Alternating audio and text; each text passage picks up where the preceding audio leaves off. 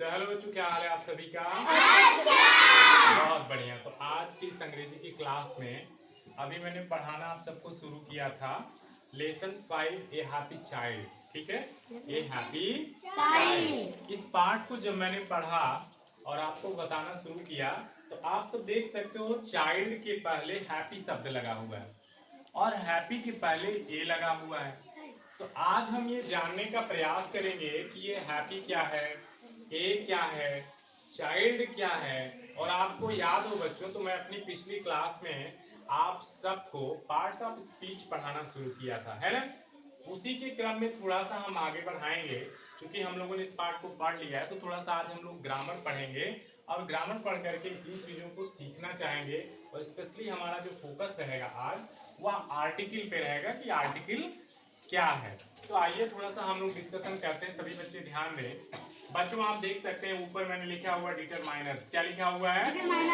Determiners. और उसी को समझाने के लिए नीचे मैंने एक वाक्य लिख रखा है, ए हैप्पी चाइल्ड इज प्लेइंग।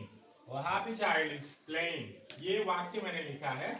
इसी वाक्य को आइए हम समझने का प्रयास करते हैं। चलो यहाँ देखो सब लोग, आप देख रहे होंगे और हैप्पी चाइल्ड, ये जो इतना आप देख पा रहे हो बच्चों जो लिखा गया है, यह इस वाक्य का कर्ता है। कौन है बच्चों? कर्ता। कर्ता मतलब सब्जेक्ट। कर्ता मतलब सब्जेक्ट। अब जो कोई कर्ता वाक्य में रहता है तो वह कर्ता या तो कोई नाउन होगा, या तो कोई प्रोनाउन होगा, या तो कोई वर्ब इंफिनिटिव या पार्टिकल जो है रूप में, पार्टिसिपल्स के रूप में आएगा और वाक्य में नाउन के रूप में प्रयुक्त होकर वाक्य के कर्ता का कार्य करेगा। लेकिन हम यहाँ देख पा रहे हैं ये हैप्पी चाइल्ड हमको लिखा हुआ मिल रहा है।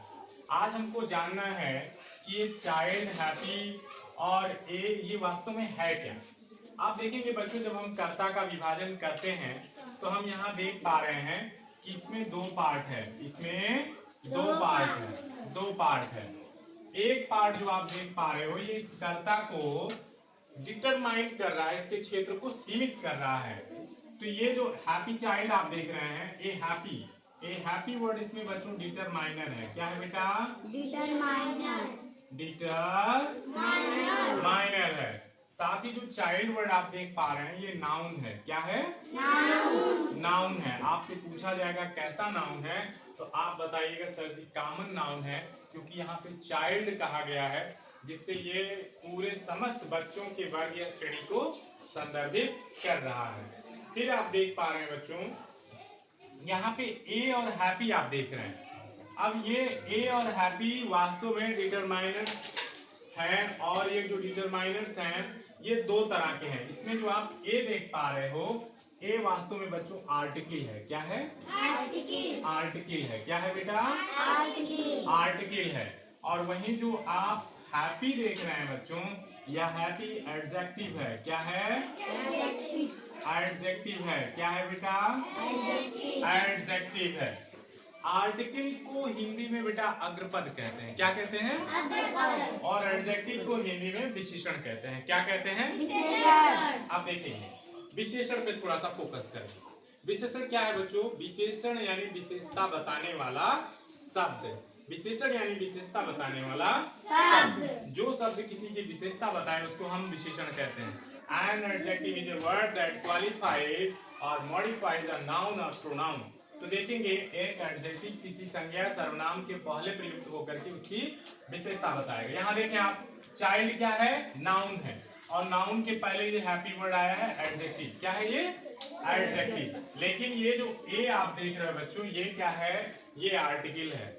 आर्टिकल किसी नाउन के पहले प्रयुक्त होता है।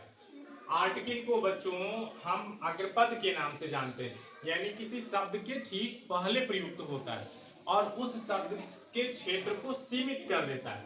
ए हैप्पी चाइल्ड का मतलब है एक प्रसन्नचित्त बच्चा या बच्ची। चाइल्ड तो जेंडर स्पेसिफाई कर नहीं रहा है तो हम बच्चा या बच्ची कुछ भी मान लेते हैं।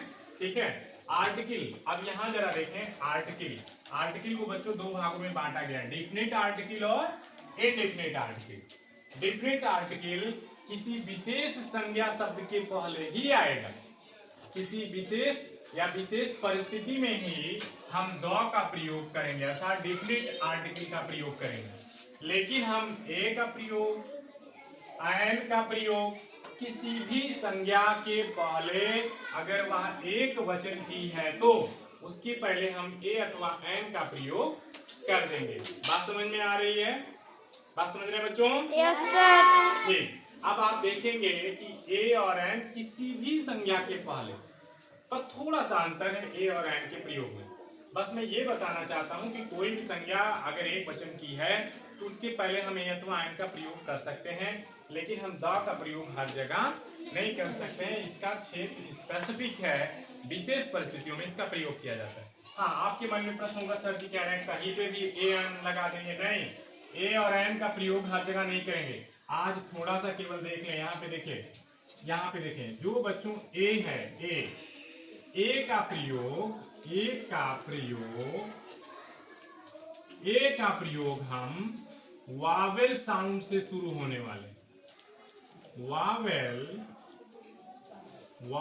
साउंड से शुरू होने वाले शब्दों के पहले इसका प्रयोग करते हैं। वावेल साउंड से अर्थात कोई एक वचन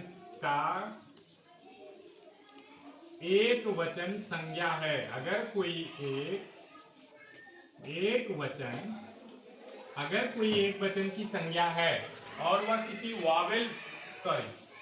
ये एन है, यहां देखेंगे, एन का प्रयोग वावेल साउंड से शुरू होने वाले शब्दों के पहले हम करते हैं। कब करते हैं? जब वह एक वचन की हो।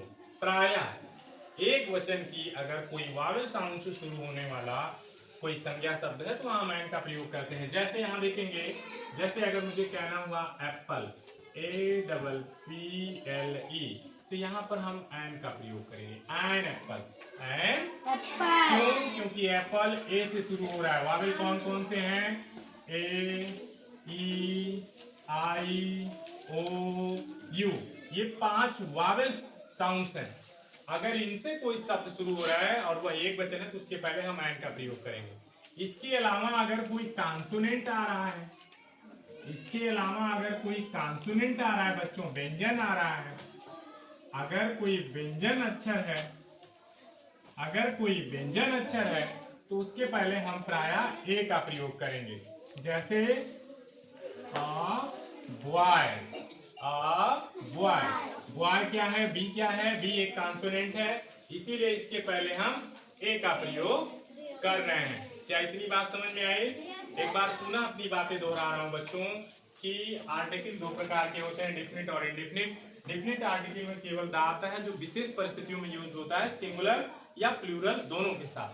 लेकिन ए अथवा एन का प्रयोग सामान्यतः किसी भी संज्ञा शब्द के पहले हम प्रयोग कर सकते हैं अगर वह एक वचन की है। लेकिन थोड़ा सा अंतर है, अगर ए ई आई ओ यू से कोई शब्द शुरू हो रहा है तो उसके पहले हम एन का प्रयोग करेंगे।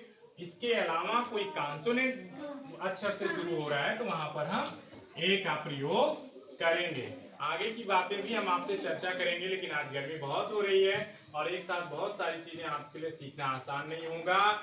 तो कैसी लगी आज की क्लास बच्चों?